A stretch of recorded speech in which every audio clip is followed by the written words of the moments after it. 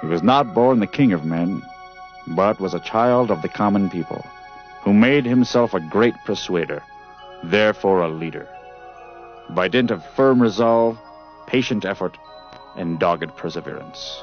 The man who wrote those words was a prominent newspaperman by the name of Horace Greeley, who during Lincoln's lifetime was often one of his severest critics. But even critics like Greeley recognized the source of Lincoln's power. Lincoln was a splendid communicator, a great persuader. He understood that the ability to communicate is essential to effective leadership. Lincoln mastered the fundamentals to such a degree that many scholars consider the best of his work, speeches such as the Second Inaugural Address and the Gettysburg Address, to be on a par with the finest pieces ever created in the English language. By following some simple, timeless principles of good communication, Lincoln achieved amazing results, advancing from the lowest ranks of American society to the executive mansion. If a backwoods boy on the frontier can pick up and master these principles, so can you. They can be relearned in any generation by those who seek to become successful, no matter where they came from or how far they want to go. To present these time-honored principles, ladies and gentlemen, the President of the United States, Abraham Lincoln.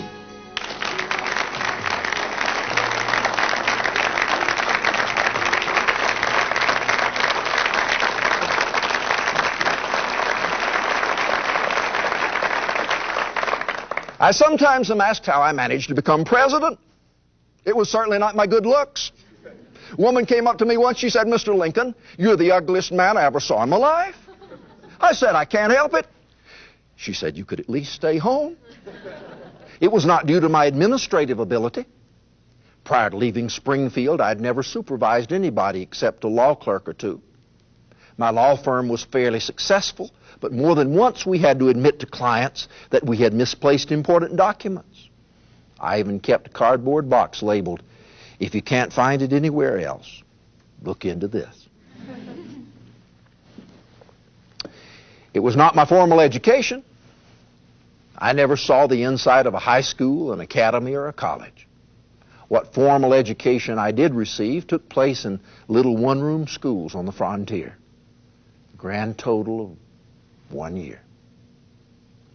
But I was good at one thing. I learned to communicate with people. This is an invaluable skill.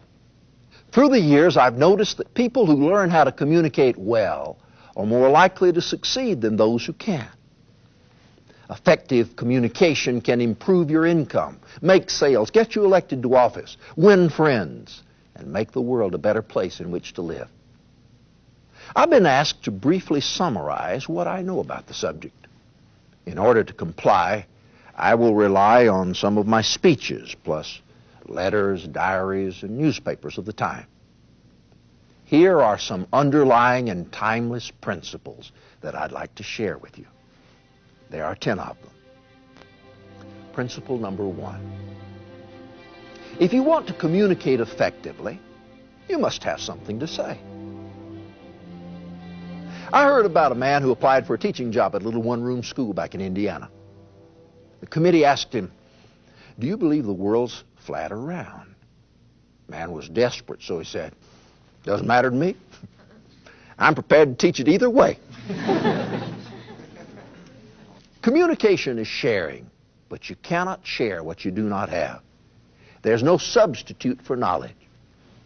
No matter how skillful a speaker or writer you may be, if you're ignorant of something you could know, or if your knowledge is faulty, you will eventually be found out. I never learned to speak without embarrassment if I had nothing to say. There's a saying among lawyers that you should beware of an opponent who comes into court with only one book. What that means is the opponent has found one fact, one precedent so clear and so powerful that only one is needed. Often it takes no more than one sturdy piece of information to win your case, make your point, support your cause. If you want to communicate effectively, immerse yourself in a subject. I always loved to read. As a child, if I did not own a book, I'd try to borrow it. My father considered reading to be a form of laziness. He may have been partly right about that, because I did prefer reading to manual labor. He taught me to work, but he never taught me to love it. I was particularly fond of newspapers. One of the reasons I became postmaster at New Salem, Illinois, was so I could receive a newspaper free of charge. I also got a chance to read other people's papers before they came by to pick them up. When I became president, I had almost no knowledge of military science. Although I had been a captain briefly in the Black Hawk War, I had never seen combat. I never saw bloodshed, although I did engage in several ferocious battles with mosquitoes. To give you some idea of the depth of my knowledge, I was once drilling my little company, and we came up to a fence. I didn't have the slightest idea what command to give them to march around the fence. So I gave the command, "Company, halt." Then I told them, "We will assemble in a few minutes on the other side of the fence." Little did I know that one day I would preside over the costliest and the bloodiest war in human history up to that time. I gave myself night and day to the study of military affairs. I obtained numerous books from the Library of Congress. As the war progressed, I pored over reports and held long conferences with eminent generals and admirals until I learned how to ask good questions. To gain information, you may want to rely on other people to help you gather it. During the years that I practiced law, my law partner, Billy Herndon, often did the background research.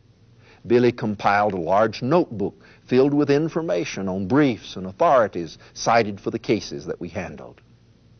It just makes good sense to team up with people who know what you don't know, or who can do what you can't do or don't want to do. Let others help you, but find your own voice.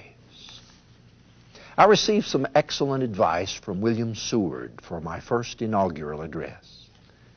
He suggested that I write, "Although passion has strained our bonds of affection too hardly, they must not, I'm sure they will not be broken."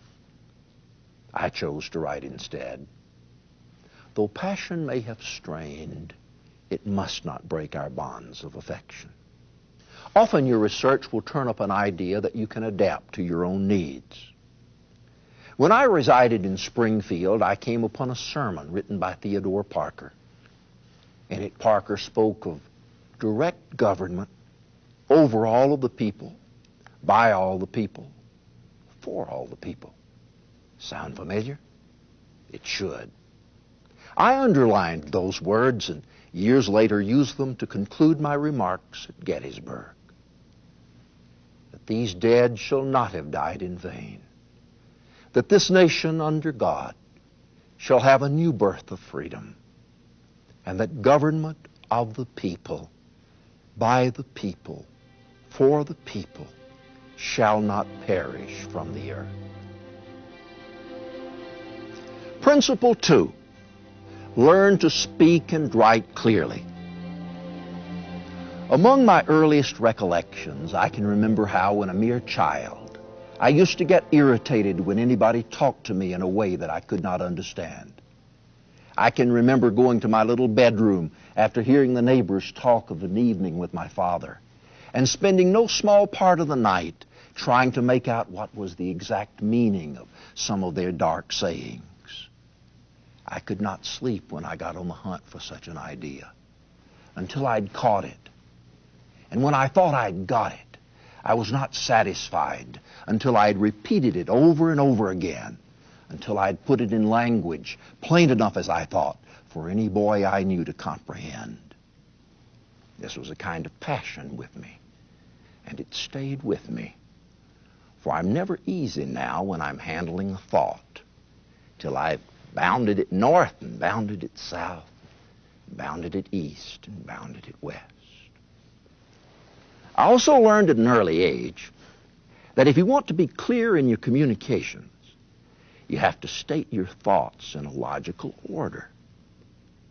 In my youth, I studied and learned the writings of Hugh Blair, who was an expert on rhetoric and composition. Here's what Blair taught.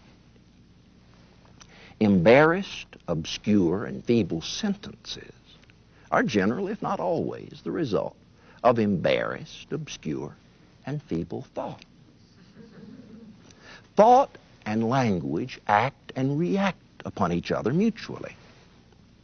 He that is learning to arrange his sentences with accuracy and order is learning at the same time to think with accuracy and order.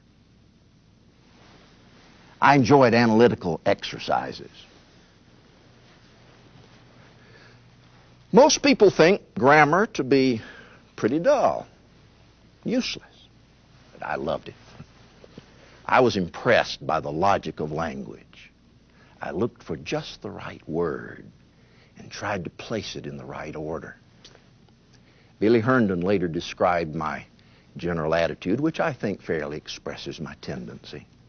He said Lincoln was pitiless and persistent in the pursuit of truth. His thought processes were slow, but they were cold, clean, and exact. I found that I could communicate more clearly if I tried to compress as much information as I could into as few words as possible. Rarely is a long presentation as effective as a concise one. I happen to agree with Mark Twain. He said, "Not many sinners are converted after the first 20 minutes." That reminds me of a story about a long-winded politician. He went on and on. Finally, man got up and headed toward the door. And said, "Where are you going?" "Going home to shave." "Why didn't you shave before you came to the meeting?" "I did." I always looked for the nib of the kernel of a story, the heart of an argument. Many of my instructions to military men went out over the telegraph wires. So I learned to use pithy, telegraphic comments. When Robert E. Lee's troops were retreating from Richmond, I wired General Grant. "General Sheridan says if the thing is pressed, I think Lee will surrender. Let the thing be pressed." Principle 3, be credible. You can fool all the people some of the time, and some of the people all the time. But you can't fool all the people all the time. Speaking of fooling people, there's one person you should never try to fool: yourself. I once wrote, "If at last when I come to lay down the reins of power, I've lost every other friend on earth, I shall at least have one friend left, and that friend shall be deep inside of me." I'm not bound to win, but I am bound to be true. I'm not bound to succeed, but I am bound to live up to the light that I have. If that internal friend is pleased with you, credibility will naturally follow. As Shakespeare put it, "This above all, to thine own self be true, and it must follow as the night the day. Thou canst not then be false to any man." If you want to be credible, treat facts with respect. When I was a young man, I became a surveyor. Spent a great deal of time studying mathematics in general, Euclid in particular. This taught me the need for accuracy and precision. Later, my study of law taught me how important it is to get things exactly right. If you didn't, you ran the risk that your opponent would seize on some inaccuracy and win the argument, even though you had the better case. I once defended a man by the name of William Duff Armstrong in a sensational murder case. I managed to save him from possible hanging with one important piece of information. A witness claimed to have seen my client murder a man by the light of a full moon. I produced an almanac that showed that the moon had not even risen at the time the murder occurred. If you want to be credible, don't be afraid to change your opinion if new facts present themselves. As my contemporary, Ralph Waldo Emerson, put it, do not be overly reverent about the actions of the past. Avoid any foolish consistency. Disenthrall yourself of your old biases and customary ways of looking at things. I told Congress, the dogmas of the quiet past are inadequate to the stormy present. As our case is new, so we must think anew and act anew. We must disenthrall ourselves, and then we shall save our country. I did not have everything figured out when I became president. It's probably a good thing for the country that I did not. I responded to facts as I discovered them. If I made any assertion not warranted by facts, and it was pointed out to me, I withdrew it cheerfully. During a debate over what should be done about Reconstruction, I took a definite position, but stated, as bad promises are better broken than kept, I shall treat this as a bad promise and break it whenever I shall be convinced that keeping it is adverse to the public interest. When you have more light, you may see that your earlier position was wrong. That happened to me more than once. For example, when General Grant besieged Vicksburg, I thought he should have pursued a different strategy than he did, but he succeeded. Here's what I wrote him. My dear General, I write this now as a grateful acknowledgement for the almost inestimable service you have done the country. I wish to say further, I thought you should go down the river and join General Banks. And when you turned northward east of the Big Black, I feared it was a mistake. I now wish to make the personal acknowledgement that you were right and I was wrong. If you want to be credible, let your actions flow from basic principles. When I was practicing law back in Springfield, I was approached by a man who asked me to bring suit for $600 against a widow and 6 children. Here is the reply that the law firm of Lincoln and Herndon sent the man. Dear sir, yes, we can doubtless gain your case for you. We can distress a widowed mother and her 6 fatherless children, and thereby get for you $600 to which you seem to have a legal claim. You must remember that some things legally right are not morally right. We shall not take your case, but we'll give you a little advice for which we will charge you nothing. You seem to be a sprightly young man. We would advise you to try your hand at making $600 in some other way. Principle 4, use stories, analogies, and imagery. If you want to be a persuasive communicator, it's not enough just to get things exactly right. Your audience may quickly forget the facts, the statistics, the arguments that you use, but they are likely to remember your stories and your examples, the imagery and poetry of your language. Show your audience. Don't tell them. Paint a picture. and they'll carry it along with them.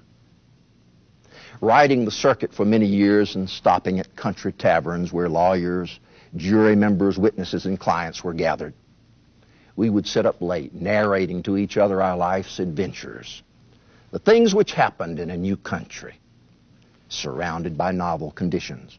Those stories supplied me with an exhaustless fund of anecdotes. They've helped me enforce or refute an argument better than all the invented stories of the world. Often, I was able to avoid a long and useless discussion by others or a laborious explanation on my own part by a short story that illustrated my point of view. So, too, I could blunt the sharpness of a refusal or the edge of a rebuke with a little story. I could save wounding someone's feelings and still achieve my purpose.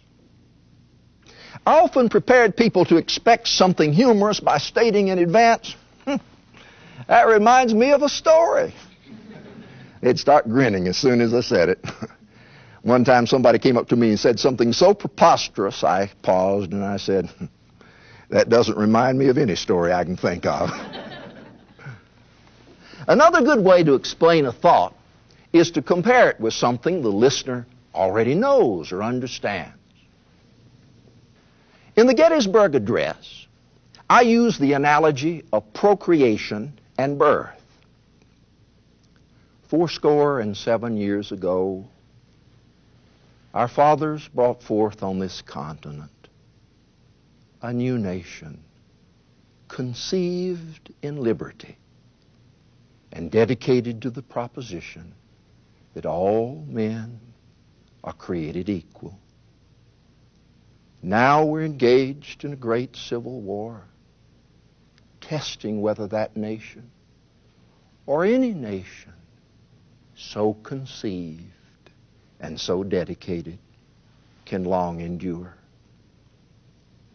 We here highly resolve that these dead shall not have died in vain, that this nation under God shall have a new birth of freedom.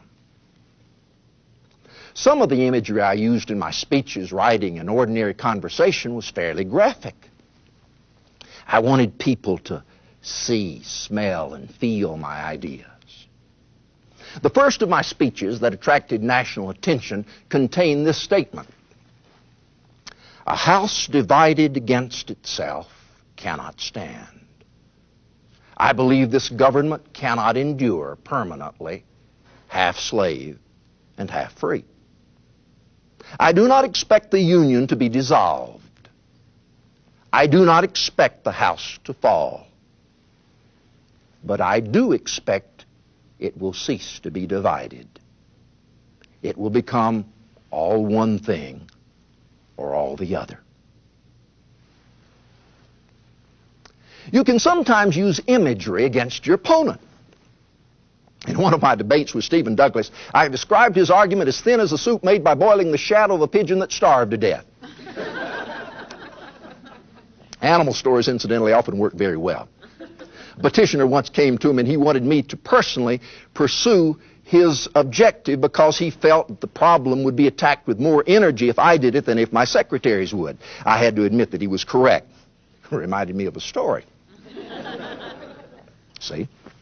About a man who had a little terrier that whipped every dog in the neighborhood. The owner of a very large dog that had been whipped by the terrier came up to the man and asked why his dog was so successful. The man said, "It's no mystery to me. Your dog doesn't get mad till the fight's half over. My dog stays mad." I tried to express my thoughts in poetic language. I tried to communicate with the ear as well as the eye. Did you know I was a poet? One of my first poems I wrote in my copybook when I was just a youngster. Let's see if I can still say it. Abraham Lincoln is my name, and with my pen I write the same. I write in haste and speed, leave it here for fools to read. Abraham Lincoln, his hand and pen. He will be good, but God knows when. My lifelong fascination with poetry sometimes gave my writing and my speaking a lyrical or a song-like quality. This carried over into much of my speech making. I tried to link my sentences and my paragraphs together. I was particularly fond of grammatical inversion. Instead of saying, "We fondly hope and fervently pray," in the second inaugural address I said, "Fondly do we hope, fervently do we pray, that this mighty scourge of war may speedily pass away." If you look at the Gettysburg Address, you will see that I relied upon phrases that sounded like the staccato tapping of a drum beat. We are engaged. We are met. We have come. We cannot consecrate. We cannot dedicate. We cannot hallow this ground. I like to string musical words together and then tie a knot at the end of the sentence with several monosyllables. In my 1862 message to Congress, I expressed my thoughts this way. In giving freedom to the slave, we assure freedom to the free. Honorable alike in what we give and what we preserve. We shall nobly save or meanly lose the last best hope of earth. If you want your words to be remembered, make them sing. Learn to communicate with the ear as well as the eye. Principle 5, use humor. One of the best ways to be memorable is to use humor. My father had a large inventory of funny stories, and he told them well. Neighbors used to come over to our place in the evening just to listen and swap stories.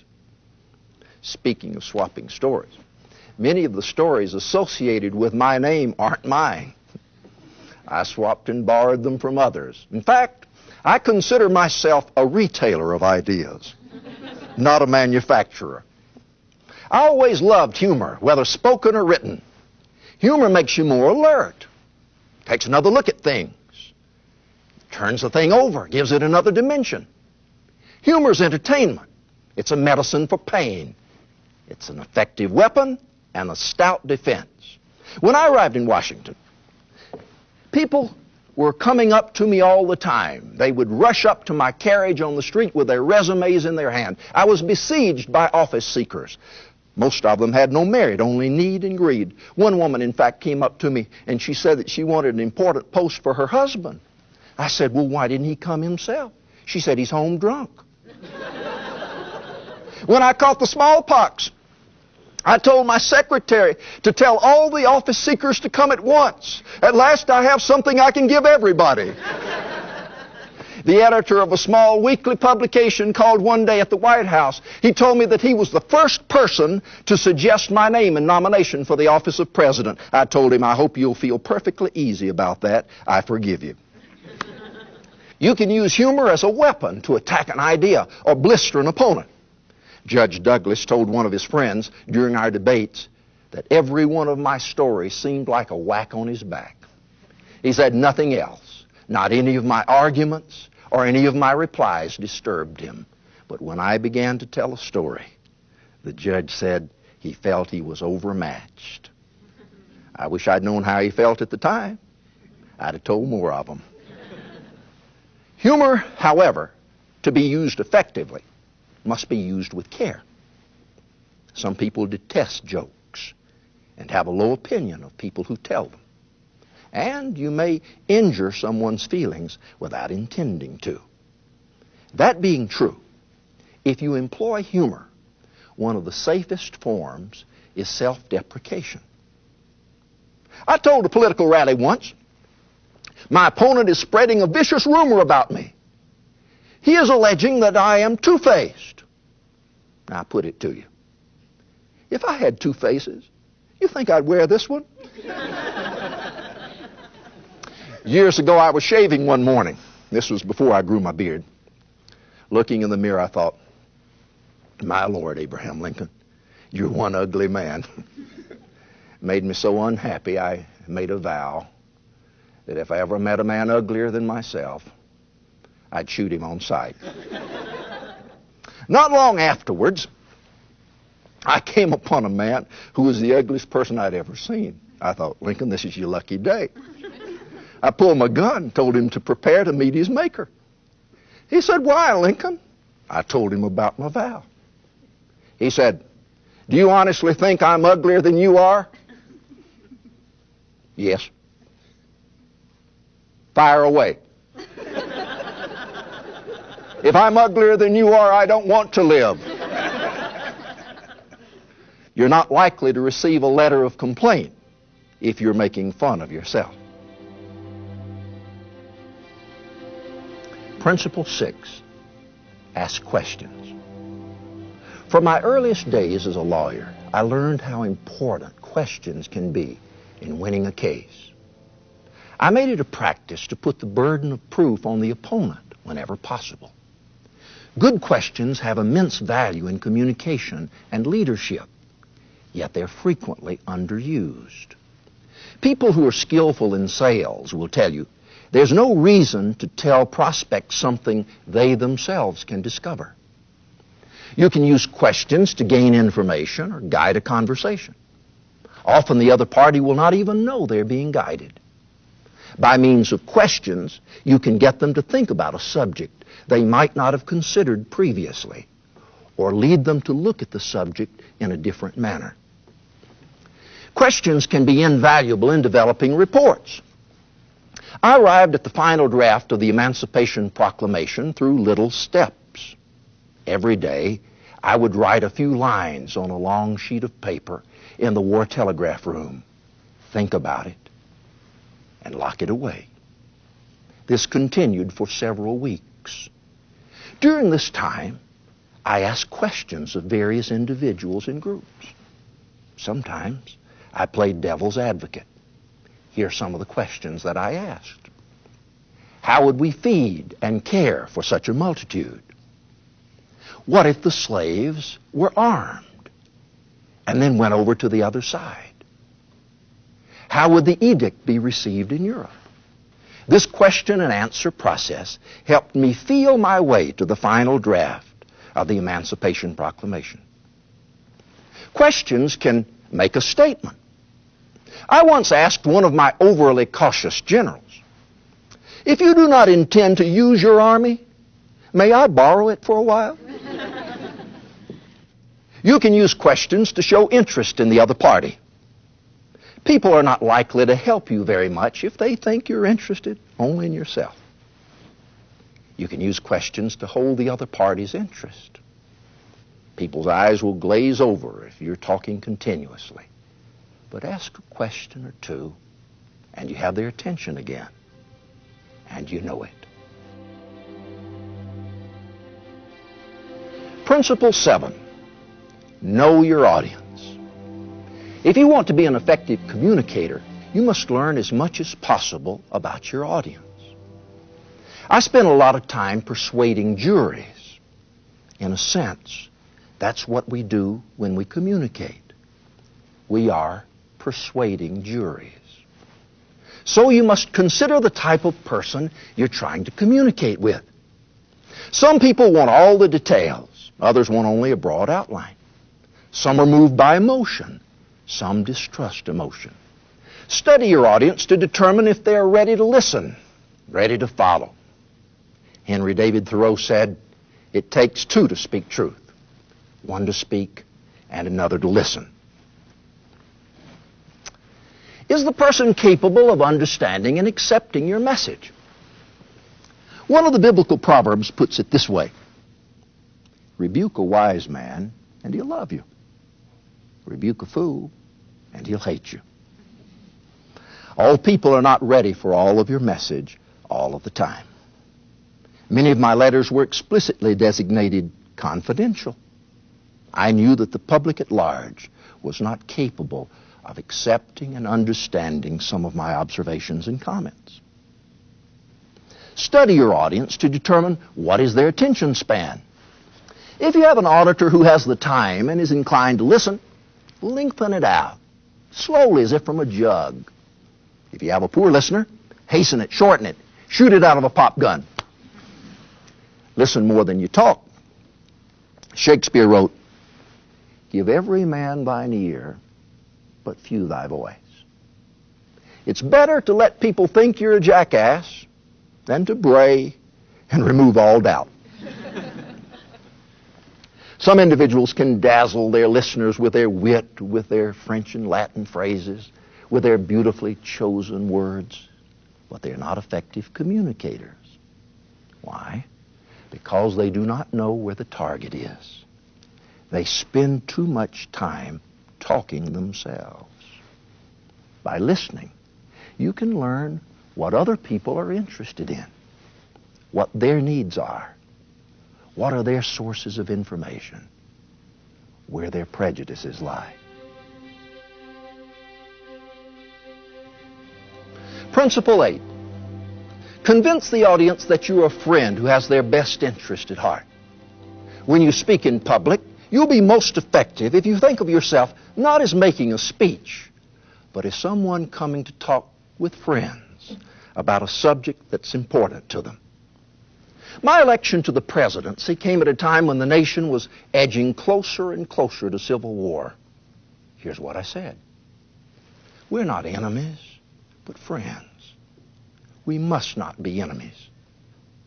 Though passion may have strained, it must not break our bonds of affection.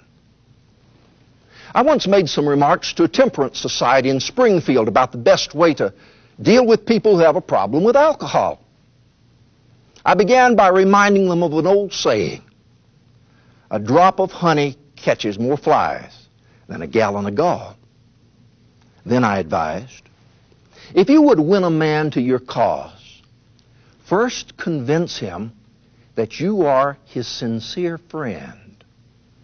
On the contrary, assume to dictate to his judgment, or to command his actions, or to mark him as someone to be shunned or despised, and he will retreat within himself. He will close all the avenues to his head and his heart. Such is man, and so must he be understood by those who would lead him, even to his own best interests. Perhaps the greatest compliment I was ever paid was that I was a kind man. Through kindness, you can sometimes avoid turning an opponent into an enemy. There's a big difference. An enemy may agree with your idea, yet oppose you. An opponent may disagree with your idea, yet still like you. And your opponent of today may become your ally tomorrow. It's well known that I'm in favor of short statutes of limitation in politics. I tried to be kind even when I was being abused.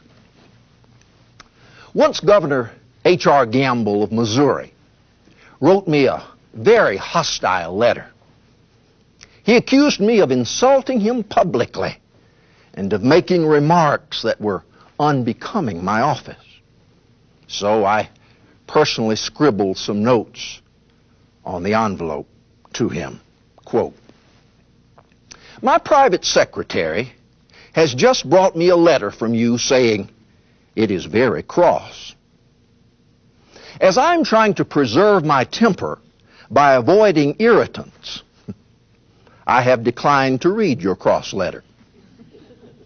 I was totally unconscious of any malice or disrespect towards you, or of using any expression which should offend you. I tried not to match emotions with anyone, especially anyone who was in a bad temper. Once I received a letter from General Hunter, who formerly had a conspicuous assignment in the East. When he was given a command in Kansas, he sent me a sizzling letter. He said, "I am deeply mortified, humiliated, insulted, and disgraced." How's that for a string of words? "I'm sent into banishment with not 3,000 effective men under my command, while one of the brigadier generals is in command of 100,000 men in Kentucky. I replied, Dear General Hunter, I have been and am sincerely your friend. But I am constrained to say that it is difficult to answer so ugly a letter in good temper. I then went on to explain to him that I considered his assignment an honorable and an important one. And I signed the letter, Your friend as ever, A. Lincoln. But timing is important. So I sent it to the general by special conveyance and instructed the person to deliver the letter to the general when he was in a good temper. I always sought to express myself in a way that would spare the other person embarrassment or avoid injuring their feelings. Robert Dale Owen, who was a believer in spiritualism, once cornered me. He insisted that I listen to an excerpt from a book he was writing. Afterward, he asked me what I thought of it. I said, well, for those who like that sort of thing, I should think this is just about the sort of thing that they would like. Which reminds me of a man who came to Washington to see if he could get a pass to go through the lines to Richmond. I told him I'd be happy to issue him a pass if my passes were respected, but they weren't. For over 2 years, I've been issuing passes to 250,000 soldiers in the Army of the Potomac to go to Richmond. Not one of them's gotten there yet. Kindness is not weakness. Kindness is in the spirit of what you do. You can be kind when you're saying no, or when you're criticizing, or reproving. Words are never put to better use than in the form of a compliment. A well thought out compliment, clothed in just the right words, presented at an appropriate time and place, can be cherished for a lifetime. The ability to communicate in a kind manner is especially critical in dealing with those who love you. Kindness grows out of sympathy for the other person, a we feeling that you have some sense of their joy, their struggle, their pain. But kindness, to be kind, must be expressed tactfully.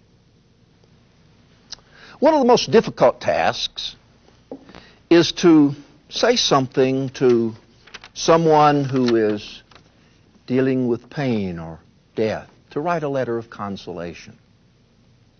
In 1864, I sent this letter to a war mother, a Mrs. Lydia Bixby.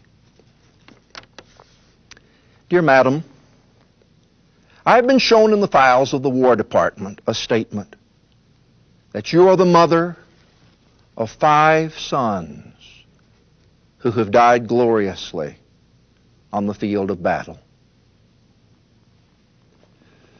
I feel how weak and fruitless must be any words of mine which should attempt to beguile you from the grief of a loss so overwhelming.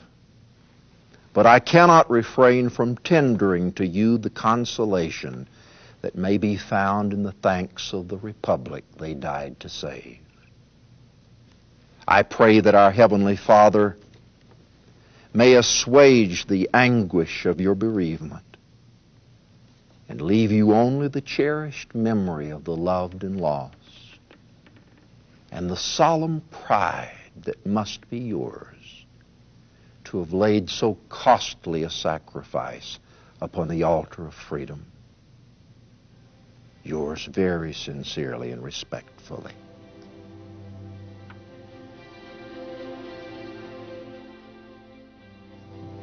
Principle 9. Consider the consequences of your message. Think about your message long and hard before you speak or write. Give no unexamined thought your voice. Work your way through your doubts. I was a slow thinker, but I was even slower about communicating ideas that were not thought out. There will be times when you will want to take great pains to avoid being misunderstood or misquoted. Here are 2 words of advice. First, say nothing.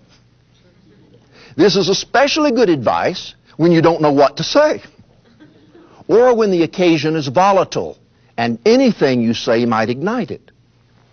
That was the case just before I took the office as president. The move toward secession had already begun. The disunionists were looking for any comment that might be seized to justify what they were doing. So I avoided public comments, replying that my position had already been made abundantly clear in previous remarks, debates, and speeches. The second word of advice is, sometimes write out your comments.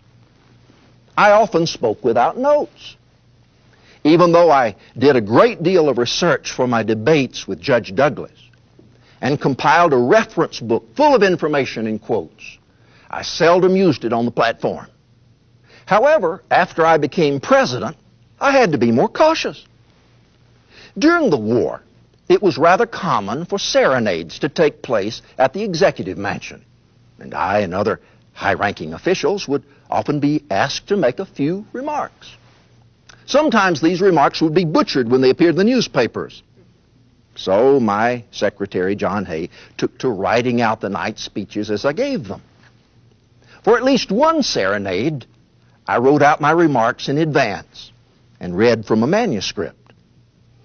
As a communicator, you have the power within you to bring out the devil or the angel in your audience.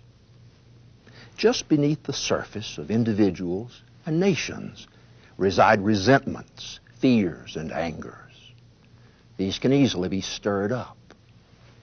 But you will also find an ample supply of kindness, generosity, heroism. I always tried to appeal to that side of human nature. When I delivered the first inaugural address, I stated, "The mystic cords of memory, stretching from every battlefield and patriot grave to every living heart and hearthstone all over this broad land, will yet swell the chorus of the Union when again touched, as surely they will be, by the better angels of our nature." Learn how to appeal to the better angels whenever you can. Shortly before my assassination, I told my cabinet, "I hope there will be no persecution, no bloody work after the war. None need expect me to take part in hanging or killing them. Enough lives have been sacrificed. We must extinguish our resentments if we expect harmony and union." The Civil War might have been followed by an orgy of vengeance and widespread hangings, wounds that might never have healed had I not pled for forgiveness and reconciliation. Think about the impact your message will have before you deliver it. Keeping your objective in view will help you guard against excesses of emotion. If you're tempted to say something harsh to somebody, ask yourself, what will an angry message accomplish? Will it destroy the relationship? Will it produce an angry reaction? Or will it generate positive results? Let me tell you about a letter I never sent.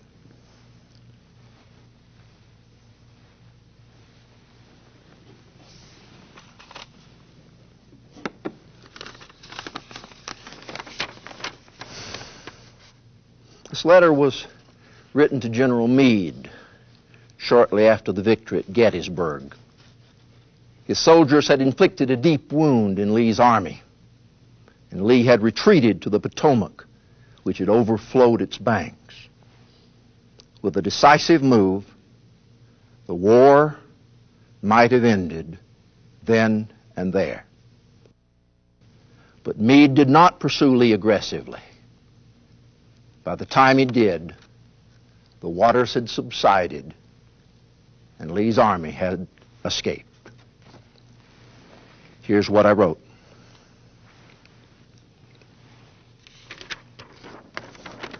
My dear General, I do not believe you appreciate the misfortune involved in Lee's escape. He was within your easy grasp, and to have closed upon him would, in connection with our other late successes, have ended the war. As it is, the war will be prolonged indefinitely.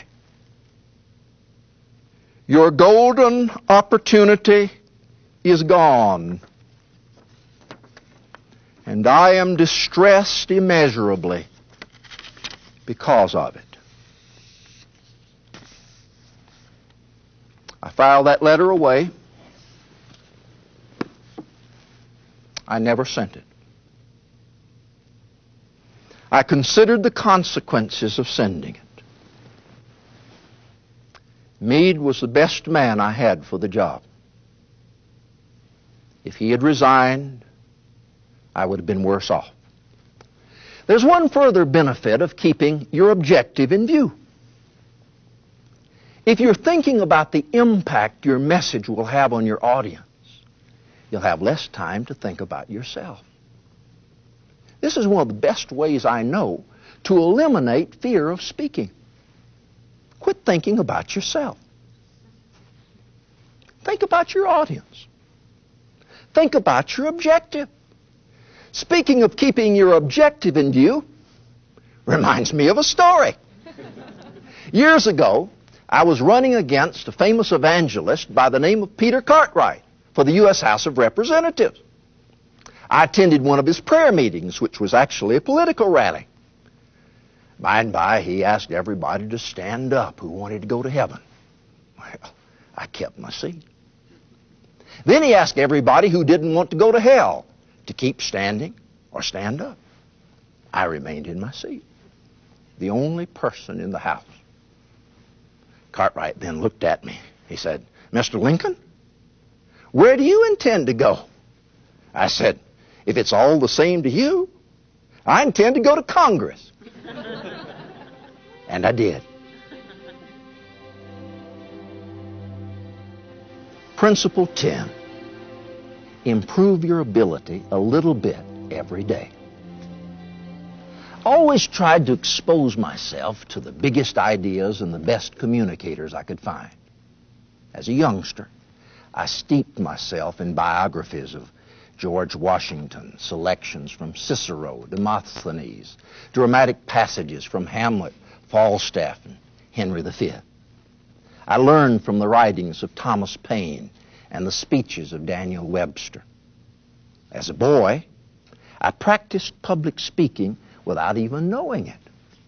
Sometimes after I returned from church, I would assemble my childhood companions on logs and stumps, and I would deliver a parody of the sermon, much to their delight. I tried to hone my communication skills by becoming a member of literary groups and debating societies. I was a member of the New Salem Debating Society and often walked 6 miles to practice before that group. When I moved to Springfield, I helped form a similar group there. The advantage of being a member of such a group is that you can obtain suggestions and criticism. Whenever I could, I subjected my work to scrutiny from individuals whose opinion I respected.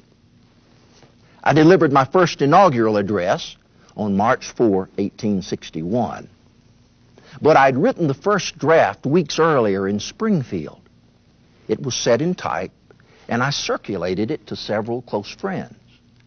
They offered suggestions for improving the address, several which actually I incorporated into it. I learned to benefit from criticism. My cabinet was composed of outspoken individuals who forcefully expressed their differing views. Even my supporters found fault with me. But I learned that one good critic telling you what you're doing wrong can do more to help you than 10,000 people telling you how great you are. In order to improve, I pondered over my ideas, often refining my arguments by writing them on scraps of paper. Some people have the mistaken notion that I composed the Gettysburg Address on the back of an envelope on the way to the cemetery. Nonsense. I thought about it and worked on it for weeks. You don't think I made a long trip from Washington to Gettysburg to say something off the cuff, do you? If you think that, you do not know me at all. I was revising it and polishing it and trying to make it better on the way to the cemetery. You see, my philosophy is every day to do something, no matter how small, that will make you better. Every day, take at least one step toward Zion. That's how you become an effective communicator. One step at a time. Continuous improvement, I think you call it today. I freely confess that I've had a long-time love affair with words. I learned about them in little ABC schools on the frontier. I became fascinated by them in front of a pine knot fire. I watched my storytelling father use words to hold the neighbors captive. And I learned to treat them with respect with anybody who would show me. Words have been used to cheer me and to praise me. They've also been used to mock, attack, and wound me. But I've never lost faith in their power or their durability. Words can reveal thoughts, conceal pain, paint dreams, correct errors, and pass along dearly bought lessons to the latest generation. Words can transport knowledge from the past, interpret the present, speak to the future. Words can span geographical boundaries or build barriers between them. Words can inflame passions or cool them, stir up the worst or find the best, pull down or build up, tarnish or cleanse, destroy or strengthen, damage or bind up and heal. The ability to use words wisely can endear you to your fellows, win them to your side, and enable you to rise to heights you may now only dream of. That happened to my father's son. Pursuing the mastery of words is worth the time, the money, and all the energy you can muster. What you invest will be repaid with interest compounded. Build up your knowledge so that your words will be informed. Order your thoughts so that your words will be logical. Nurture your spirit so that your words will be true, kind, and wise. The world may little note, nor long remember what you say here, and yet it may. For words, once released, take on a life of their own and find lodging in places and hearts you may never know. After many days, those words may return to haunt you or to bless you. Think carefully before you let them go.